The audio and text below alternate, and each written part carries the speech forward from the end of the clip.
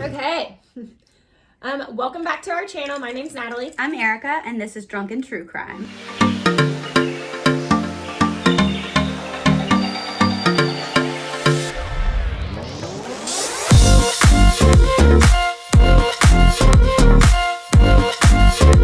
Okay, welcome back, guys. If you've watched us before, again, welcome back. Thanks for coming back to this shit show that is us. If you're new, we have a few disclaimers before we get started.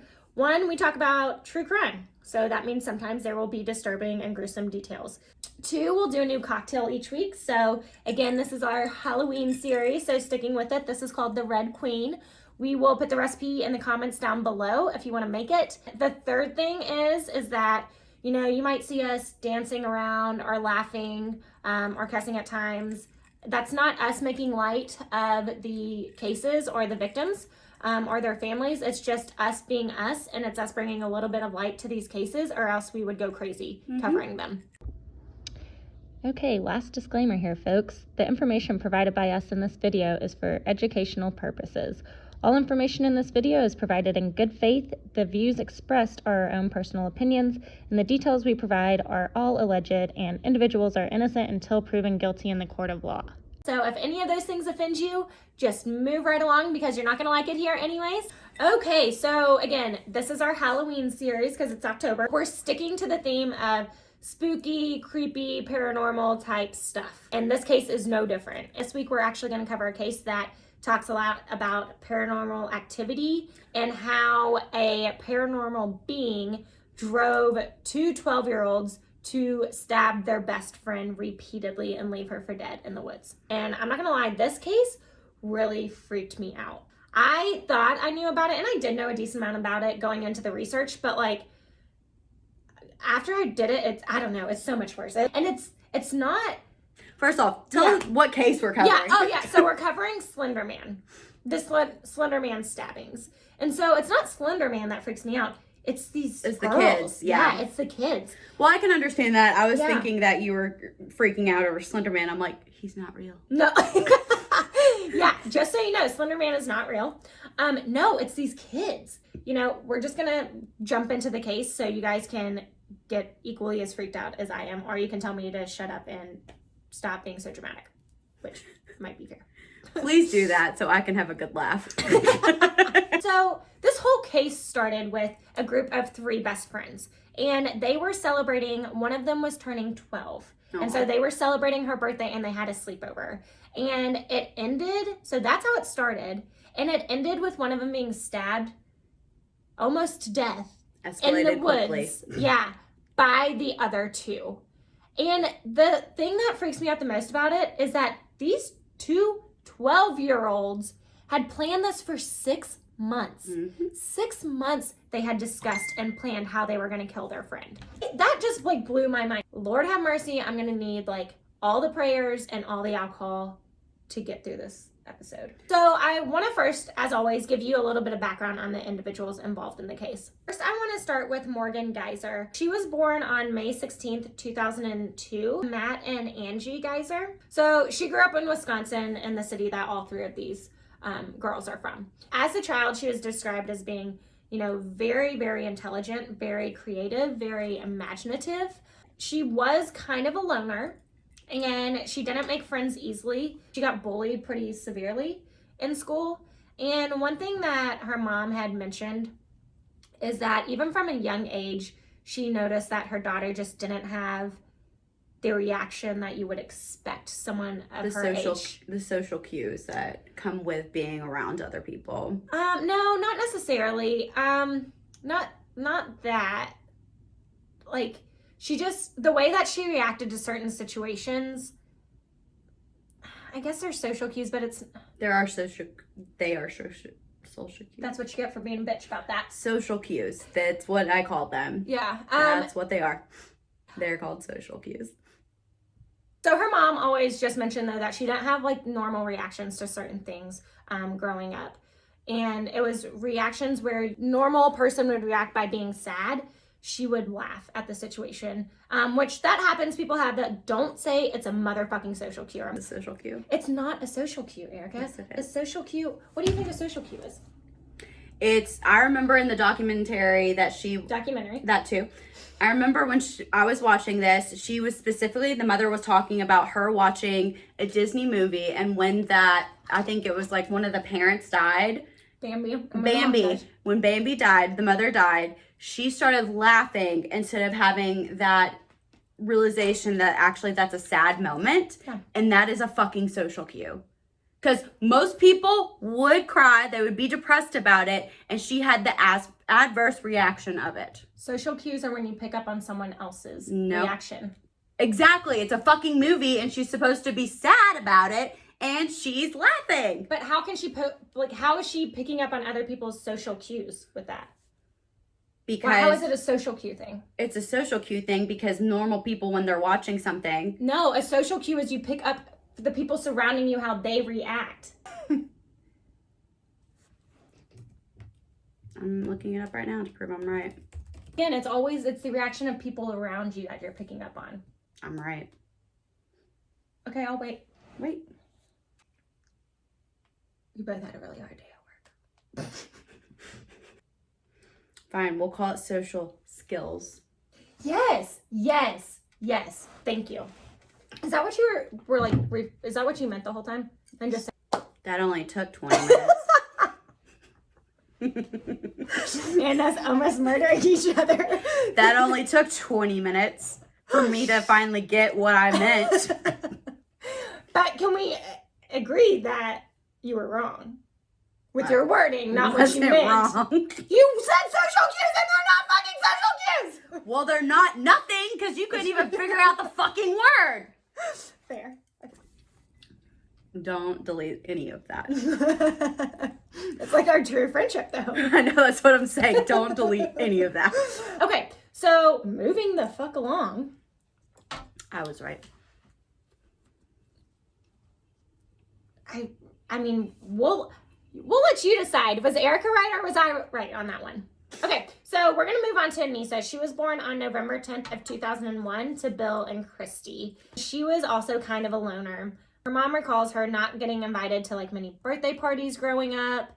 She was different, that's for sure. Didn't really get along with a lot of the kids in school, but she did really enjoy choir and she was really good at playing musical instruments. Okay, and then our last one is Peyton, and she was really, really into the Harry Potter books. Like they were, one of her like favorite series. And this is where her and Morgan kind of bonded at first. So they had actually gone to the same school since kindergarten, but they got really close in the 4th grade. And they really bonded over Harry Potter books. And they were both pretty fascinated, Morgan more so, but pretty fascinated with Lord Voldemort. So Peyton, again, she was really, really sweet. And she had actually first friended Morgan when she noticed that she was sitting alone and wasn't really making many friends. She wanted to be a sweetheart and like make this little girl feel better about herself. And so she went and befriended her, and then they bonded over the Harry Potter books and they became very close. So again, they've been going to school together since they were in kindergarten, but they got really close around 4th grade. Fast forward to 6th grade, and this is where Anissa comes into the picture. So Anissa is brand new to the school, but she had moved into the same apartment complex as Morgan and her mom. One day when they were going on the school bus, Anissa was sitting alone. And so Morgan went over and sat next to her, and the girls hit it off immediately and became really, really close friends. This trio, they became a really, tight group. And as like young, elementary school kids do, or middle school kids do, they had sleepovers, they laughed a lot, they played together, they played video games, things of that nature. Again, these three got tight, but as Peyton recalls looking back on it, when Morgan met Anissa, that's when everything started to kind of go downhill. One day after school, Morgan and Anissa were hanging out, and Anissa actually, this is where she introduces Morgan to creepypasta. That reminds me of just like a Tumblr of just creepy stuff. Yeah, so it's like a place, like a forum where, like a Wikipedia, if you will, of just made up horror stories where people can post a story, and then someone else will take that posting and then add on to it. And it's meant to freak people out. It's meant to scare people. This is also where Anissa introduces Morgan to Slenderman, which will play a huge role in this case. Creepypastas, or these stories, they became a lot more popular once Slenderman came about.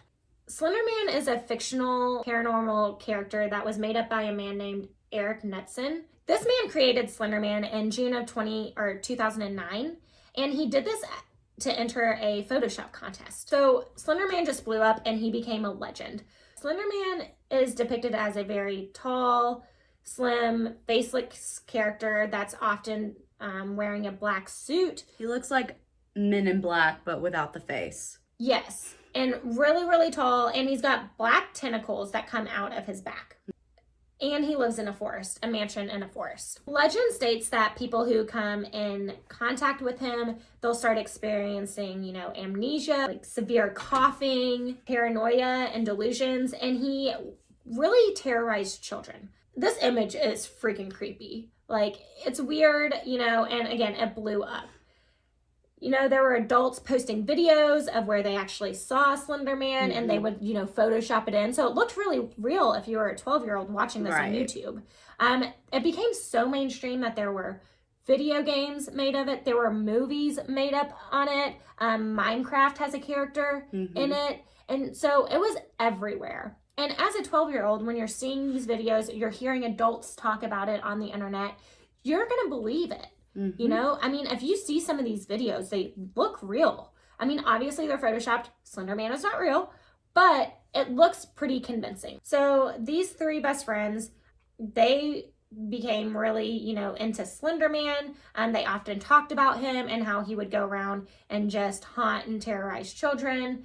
And Peyton says that, she talked about it with them, but Morgan and Anissa were the ones that were way more into it. She just kind of went along with it because they were best friends and they were talking about it, and she kind of wanted to fit in.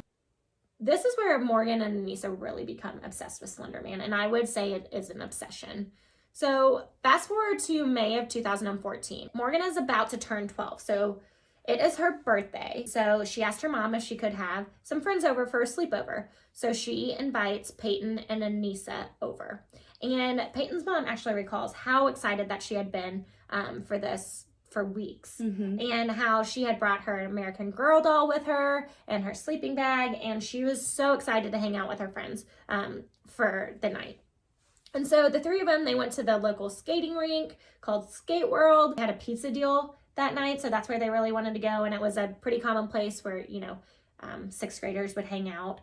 And then they came back, they played on the computer for a little bit and just were, laughing. Morgan's mom recalls hearing them just laughing and running up and down the stairs and, doing all these different types of things. But it seemed like a really, really normal night.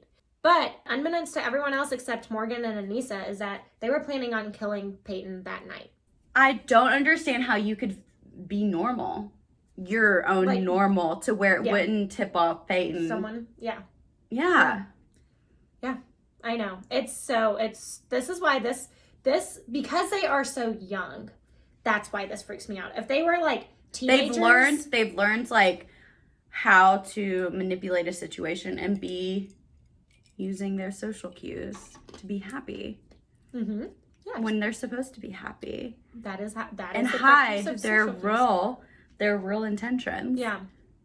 Yeah, seriously. And that's what's so scary about that 12-year-olds, because they were both very, very intelligent, obviously, but for them to be able to hide it from everyone. And so, again, they were planning on killing Peyton that night, but Morgan stated that she wanted to give Peyton one last night before doing it, and so they pushed it off into the morning. They scared the shit out of me.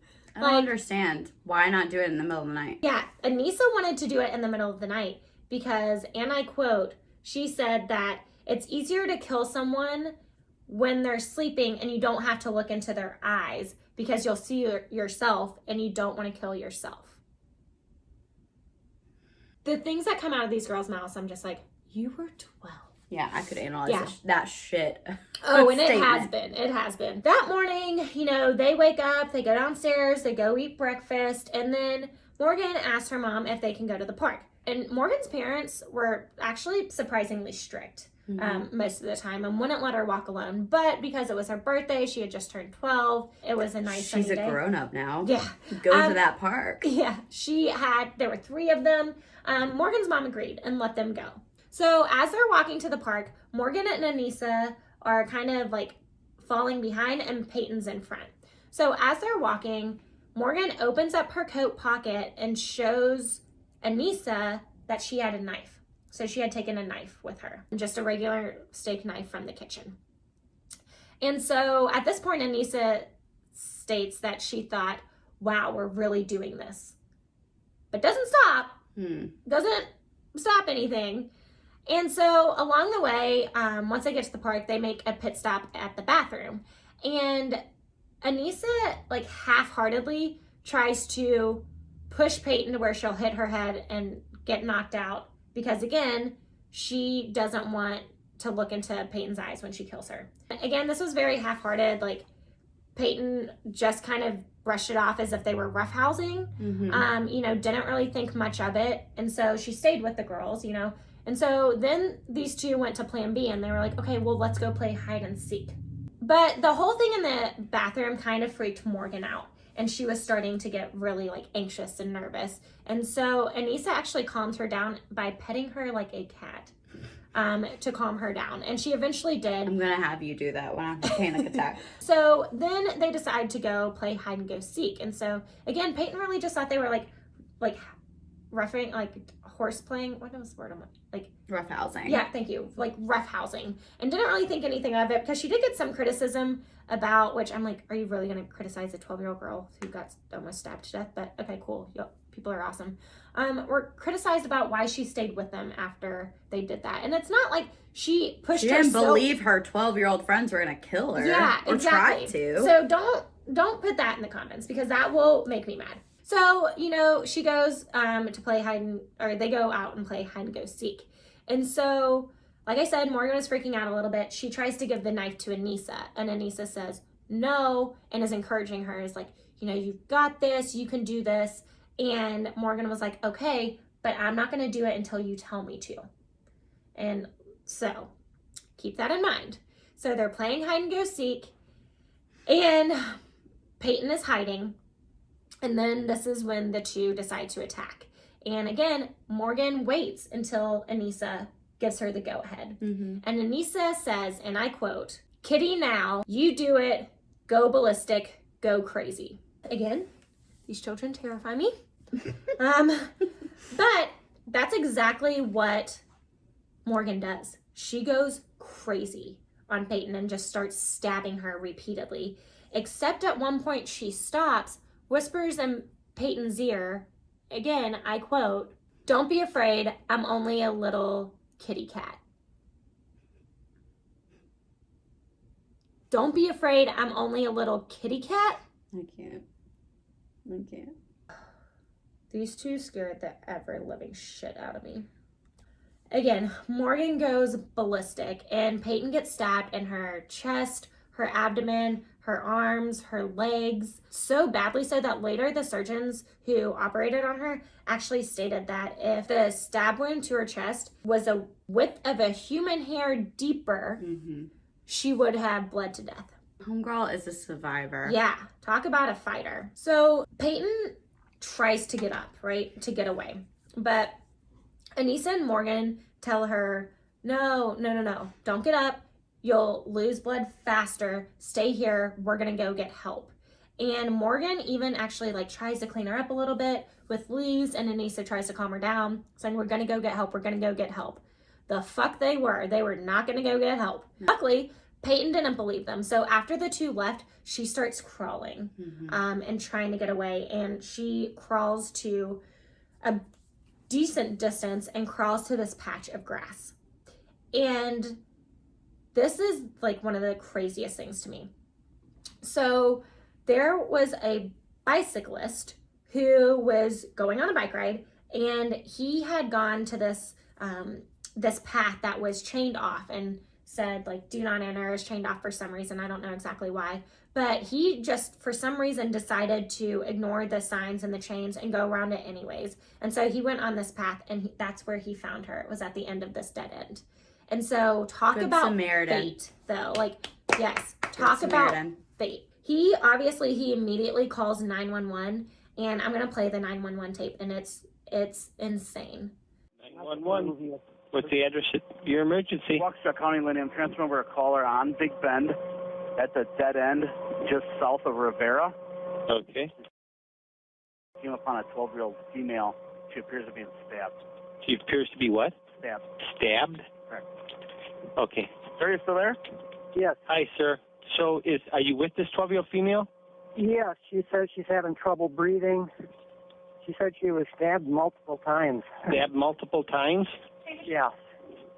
Okay, sir. Are you with her right now? Yes. Is she awake? She's awake. Is she breathing? Yeah, she's breathing. She said she can take shallow breaths. She's alert. Okay, stay with her. We're sending the police department. Don't hang up, okay? Oh, Hold on just a minute. Don't hang up. okay. Okay. Hold on just a minute, sir. We're sending officers. Okay. Is there any assailant around? I didn't even look. I don't see anybody. It's a dead end. Okay, stay right with her, sir. Is she on the ground or is she standing up? No, she's laying on the grass. Laying on the grass. Stay right with her. Just let me know if she is remaining conscious or not, okay? Okay. Is there any bleeding going on? Her clothing has got blood on it. Where are the wounds? Do you see where the wounds are? No, I don't know if I should be rolling her over and checking or not. Do you know where? Okay, just stay with her and just let me know if she's conscious or alert or stops breathing or anything. Hold on, I'm going to talk to the ambulance. Police are also en route. Okay, thank you. I'm bothering you at all? My shade? Okay. You're very Okay. Just keep her in that position. Just let me know on her breathing. Okay. Her eyes are still What's your open. name, sir? My name? Your name. My name.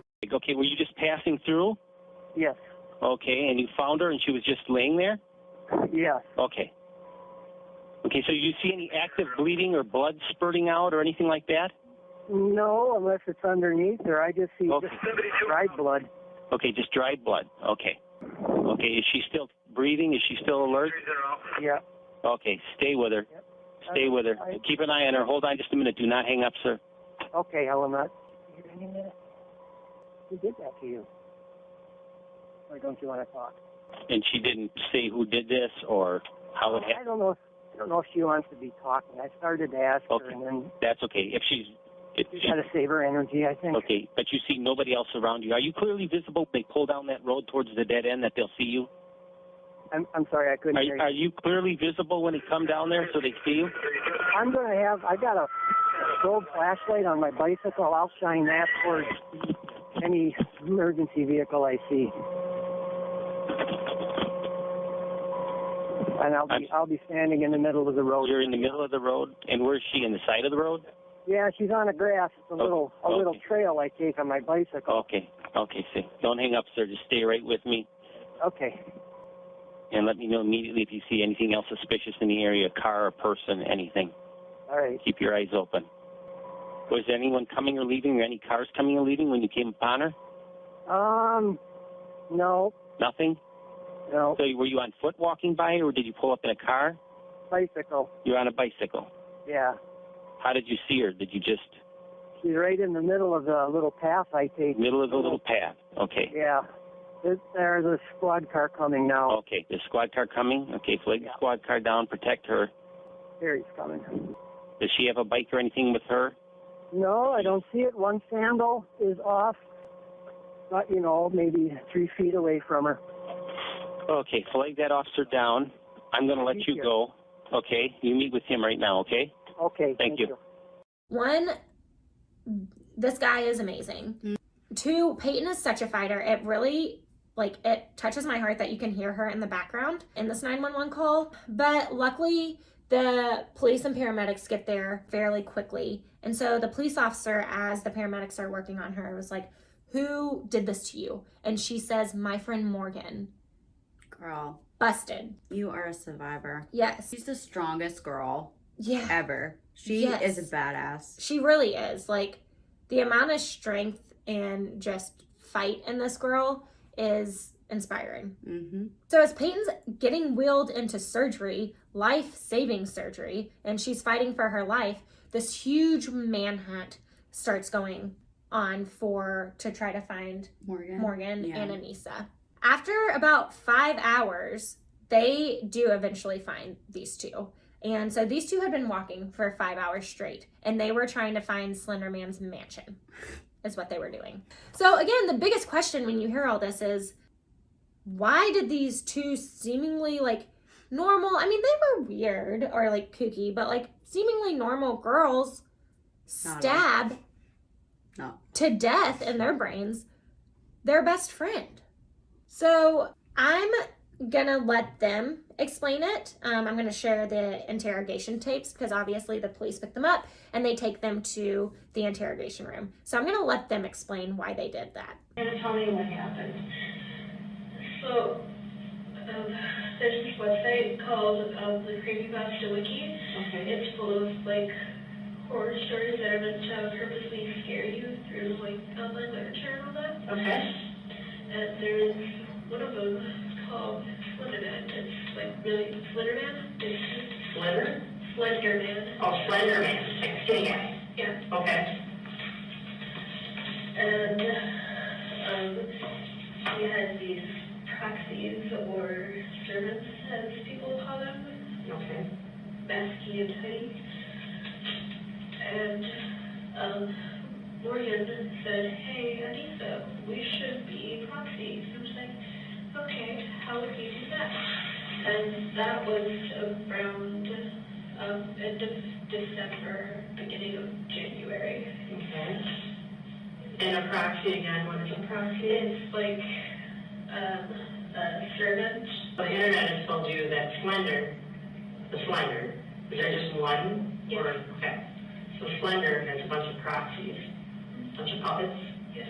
All right, so back in December or January, Morgan told you, like, hey, we should be proxies, type thing. Yeah. And said what? Like, I said, okay, how would we do that? And she said, we have to kill Bella. Okay.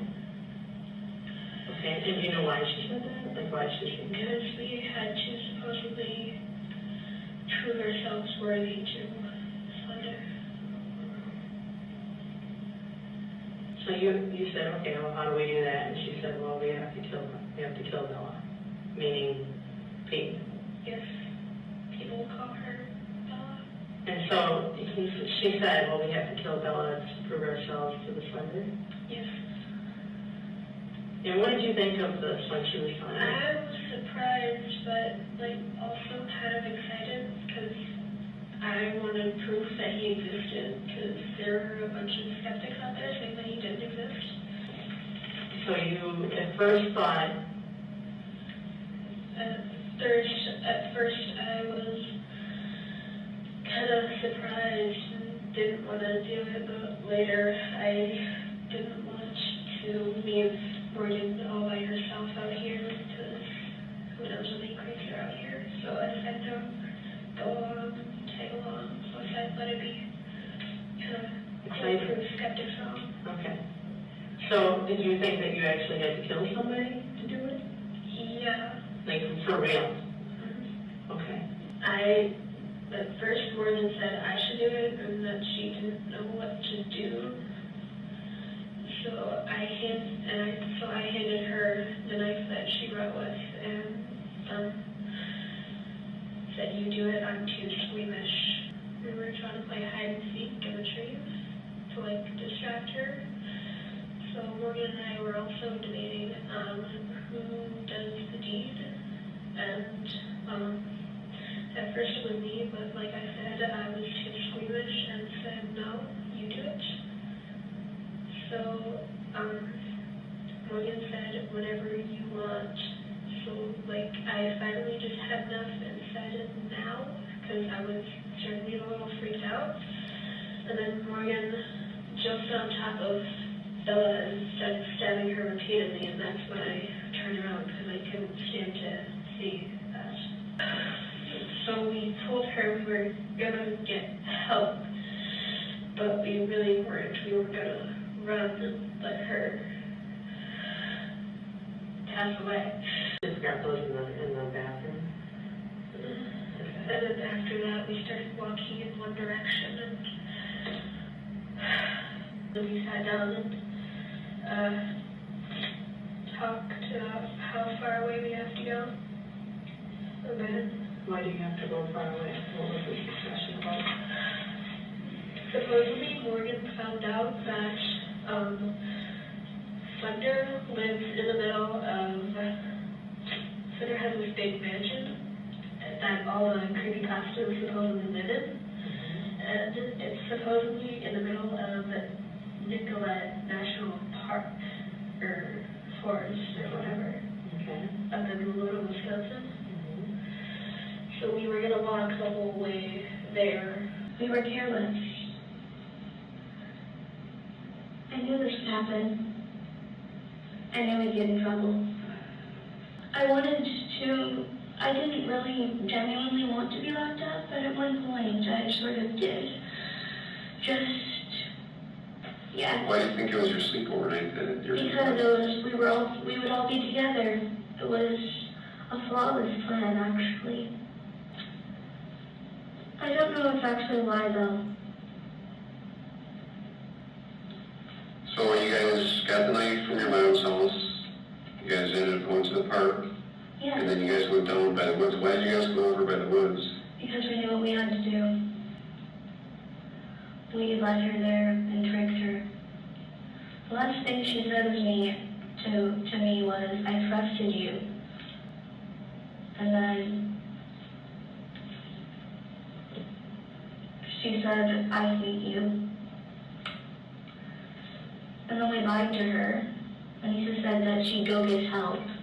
I didn't have anything to do with the lying, Mom. That was all Anissa. And then we said that we were going to play hide and seek, and then Anissa jumped her, and then it was like, it happened really fast. I keep trying to forget. So you were playing hide and seek? Because normally we like playing hide and seek, because hide and seek's a fun game. I like hiding. So and then Anissa jumped her? And she said Morgan now. Well, actually she said Kitty, because our code names for each other were Scorpion and Kitty. So when she said Kitty, now what did she do? Then we stabbed her. Who stabbed her first? I think we stabbed her first, and then I continued, and then she was like, Morgan, make sure she doesn't escape, and then it was like, sort of confusing, because I've been trying to block out the screams all day. And then I didn't know what I did. It sort of just happened. It didn't feel like anything. It was like air. Please don't cut off my head. Thoughts?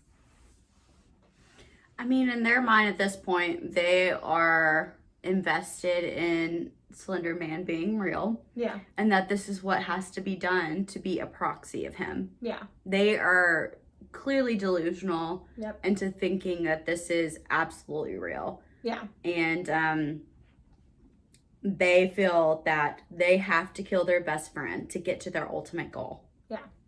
So nothing's going to stop them. Remorse will just hold them back. I think a few things that stuck out to me is that, one, the lack of remorse or empathy at all for their Which is best friend. common with their type of diagnoses, though. Right.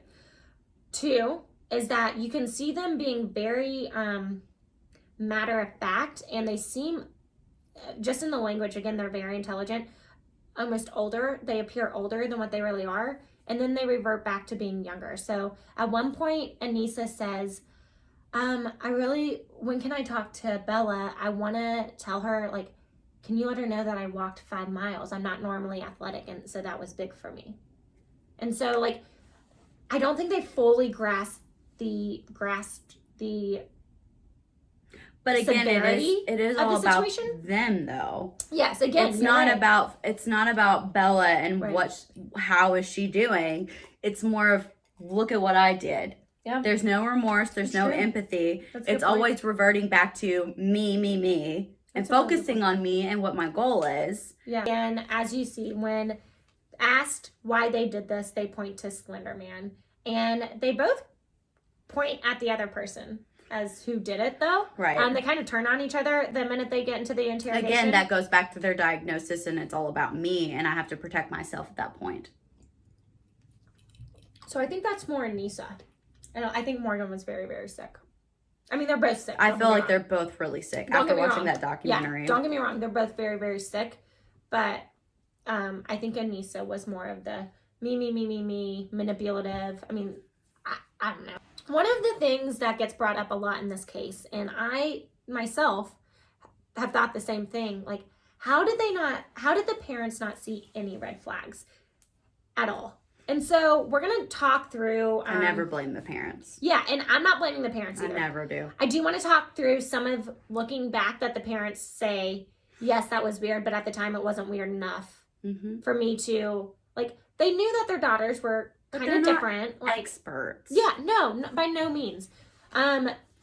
There's one instance that I am not questioning, because I'm not going to blame the parents, because if you've seen any interviews with these parents, they're both very, very remorseful about what happened to Peyton. They both love their children deeply. They seem like again, I'm just watching outsiders, but they seem like very, very great parents, and they were very upset by this tragic event, and they feel terrible about what happened, and they feel guilty about what happened for this reason, because people have blamed them. So I want to first start with Anissa, because I think she scares me a little. Like, at first, I always thought it was Morgan who scared me the most. But as I did more research, it's really Anissa who scares me. Yeah. Morgan's kind of thought of, I think, as the ringleader. But when you back into it, like, I feel like Anissa is. Anissa is, and she just manipulated everyone into thinking it was Morgan. Well, she didn't want to do it. She didn't want to stab, because when Morgan was like, I don't think I can do it, you need to. She's like, I'm going to talk you into it. Yeah. So that means that her hands aren't actually the one that's stabbing. That's what scares me. She was so smart and manipulative, this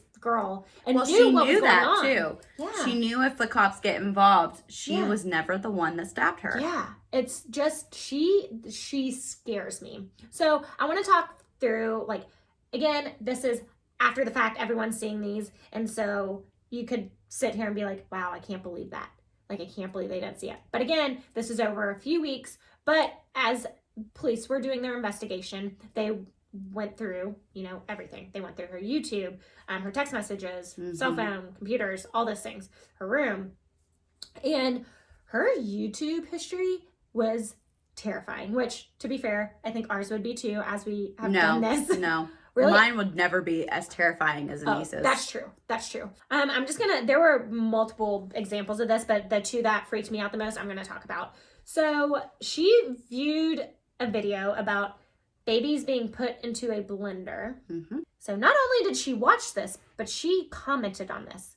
And she said, allegedly, why did the baby cross the road? Because it was strapped to my bumper. LMAO. I have no thoughts.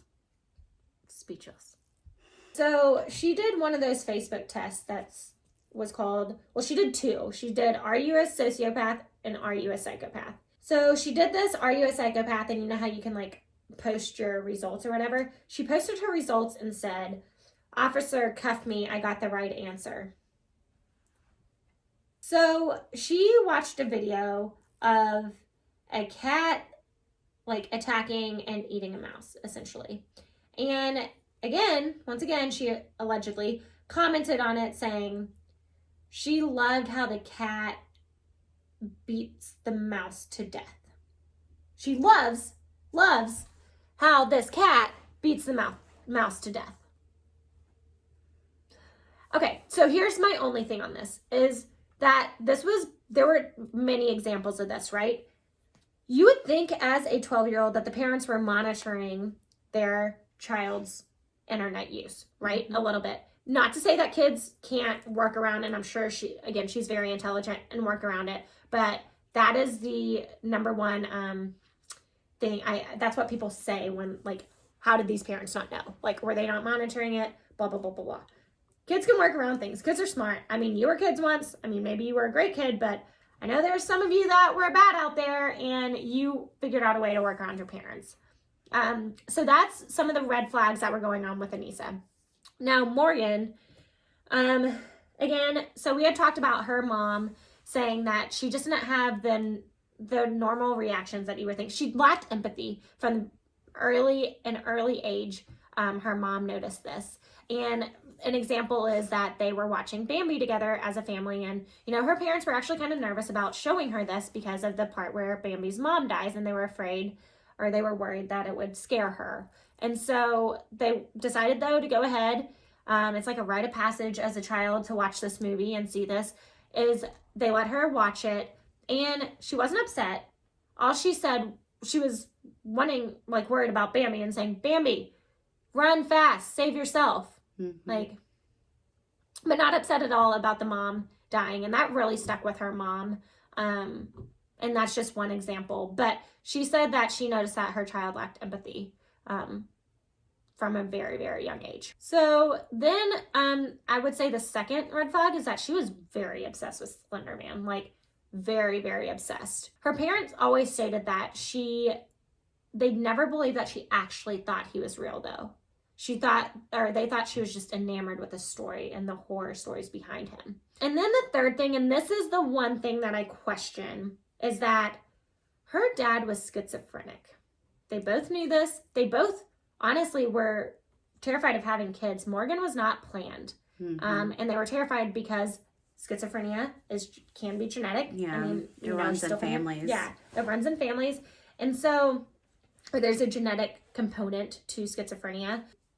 And so it runs in families, so they were nervous about passing it down. And so I would just think as a parent that you're constantly looking for those red flags that might trigger that she's might be experiencing schizophrenic tendencies. However, remember, she was 12. Schizophrenia normally appears later at 23. Exactly, or in your 20s. So it is extremely, extremely rare for schizophrenia tendencies to show up in a young child. So it's hardly ever diagnosed as a young child because your frontal lobe is not developed fully. Right, exactly.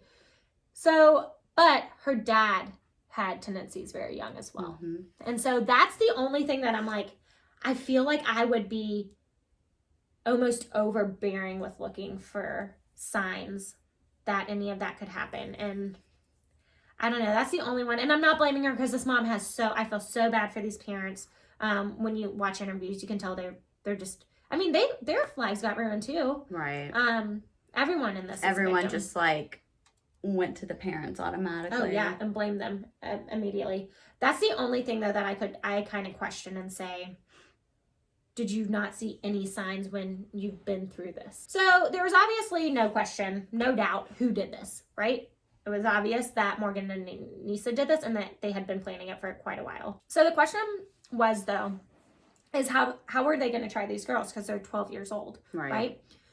Are they going to try them as a child or an adult? Well, they charge them as an adult because as they should. Yeah, in that state, if you commit a heinous crime and you're over the age of 10, you can be tried as an adult. So during this process, both were, went under a lot of medical evaluation and mental evaluation. We're gonna go run through what they were diagnosed because no surprise, they're both very mentally ill. We're gonna start with Morgan first, and to no surprise, she was diagnosed with early onset of schizophrenia. She was also diagnosed with antisocial personality disorder. Doesn't surprise me at all. Yeah. So again, I'm not gonna spend a lot of time on that. Morgan, that was no surprise to anyone. Anissa's was very interesting to me, and I had not heard of this before, and it's been told, depending on who or what sources you look at, there's two different diagnoses, but the one that I'm going to talk about just seems so interesting to me and seems so spot on. She was diagnosed with shared psychotic disorder. It's characterized by sharing a delusion among two or more people who are in a close relationship. So the inducer, so Morgan in this case, typically has a psychotic disorder with delusions. And the other person, the induced, which Anissa in this case, she's influenced by these delusions and picks up these delusions, which is exactly seemingly what happened with Slenderman. Anissa at the beginning was interested in Slenderman, but when she brought it to Morgan and Morgan became obsessed, that's when Anissa became obsessed. Mm-hmm. Again, that sounds like pretty spot on for these two. So in December of 2017, Anissa received 25 years in a mental health facility, which that's where she needs to be. She doesn't need to be in prison. She needs to get help. And she pled guilty to being an accomplice to second-degree murder, or second-degree intentional homicide. And so then in February of 2008, Morgan received 40 years in a mental health facility after pleading guilty to attempted first-degree intentional homicide. Rightfully so, that's where these two needed to be. They needed to get help. And it's even stated that once Morgan decided to go on medicine, all of her delusions and psychosis, it was controlled, because Morgan stated that she had been having delusions or hallucinations since she was 3 years old, and the person was a very slim, dark, shadowy figure. And so her hallucination from when she was younger was very similar to Slenderman, and that's why I believe she became so obsessed with Slenderman and thought that he was real. Just earlier this year, so on July 1st of 2021, a judge ordered that Anissa be released from the mental health facility. And he ordered her to be released because 3 separate doctors said that she was no longer she posed no harm to herself or other individuals. So 3 separate doctors who evaluated her. So after this decision, she was ordered to go back to the mental health facility, though, while they develop a plan on how she will be released back into the public. Yeah, they should do that. Yep. Her court hearing was today. Oh, fuck. Yeah. I haven't, like, it hasn't come out what's happened yet, but her court hearing on how she's going to be released is today while we're taping it. Now, granted, we're taping this a lot earlier, so, than October, but yeah, it's today. So I am very interested to see what happens, and we'll put it in the description down below, what comes of it. So many thoughts. Yeah. Okay. Yeah. So that's the case of the Slenderman stabbings. These two terrify me to death. I'm really glad that they got help. That's obviously what they needed. Well, now that you let me know that they're deciding if she should be released early or not. Oh, she will be released. That's not the question. It's how she'll be released. How she'll be released out into the public. Will she continue any type of therapy? Is that mandated? That's what today's about. I'm sure. I feel like it should be mandated no matter what. She should check in with someone. I'm sure she will. I'm sure that's got to be part of the release. And they also should have her regularly medicated like she is. Yeah. Because with her diagnosis, I mean... But it's always a choice whether you can't force someone to take medication. You can't unless you have a POA or a conservatorship. Yeah, right. So it will be very interesting to see what the terms of her release are. So she's 19 now, right? Yeah, so she's 19. Unless there's actual cause for her to go under a conservatorship or she has a POA with her family. Yeah. You're right. They can't forcibly make her take her medications, right. Which makes it so scary. Which makes it more scary because how are they doing the evaluation to show that she's no harm to herself or others? My only thought is she can easily manipulate to what they want her to say. So that's why I'm scared about this. And she had only been in this facility for 3 years because they were in prison for a little bit before, while the trial was going on. That is so scary to me because, it's not that long ago. No, it wasn't at all. And she was sentenced to what, 25? 25. 25 years, and she's getting out with 7. Yeah. I know. Well, that is the case of the Slenderman stabbings. Please let us know what you guys think. Love it when you guys comment below. And there have been quite a few times where you guys have given us more details into the case, which we love to learn about it. So please comment down below. Let us know what you think. Are you equally as freaked out as I was while I was researching this case and telling this case? That being said, like, subscribe, comment, do all the things. Do all the things. Show your girl some love. With that being said, be a bitch and stay alive. Cheers.